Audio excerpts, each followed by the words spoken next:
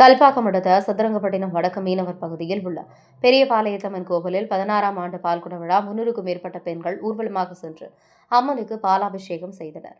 செங்கல்பட்டு மாவட்டம் கல்பாக்கம் அடுத்த சதுரங்கப்பட்டினம் வடக்கு மீனவர் பகுதியில் பழமை வாய்ந்த கோவிலான அருள்மிகு ஸ்ரீ பெரியபாளையத்தம்மன் கோவிலில் 16ஆம் ஆண்டு பால்குட விழா சிறப்பாக நடைபெற்றது. ஆண்டுதோறும் ஆடி மாத 4ஆம் ஞாயிற்றுக்கிழமைகளில் பால்குட ஊர்வலம் எடுத்து அம்மனுக்கு பாலாபிஷேகம் செய்வது வழக்கம்.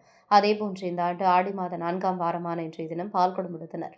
முன்னதாக கடந்த வெள்ளிக்கிழமையிலிருந்து அம்மனுக்கு விரதம் இருந்த பக்தர்கள், ஆண்கள், பெண்கள் என அனைவரும் வடக்கு மீனவர் பகுதியில் முக்கிய வீதிகள் வழியாக மங்கள வாத்தியம் மற்றும் பம்பை உடுக்கை சத்தத்துடன் ஊர்வலமாக சென்று கோவிலில் உள்ள மூலவர் பெரியபாளையத்தம்மனுக்கு தான் கொண்டு வந்த பாலனை ஊற்றி அபிஷேகம் செய்தனர்.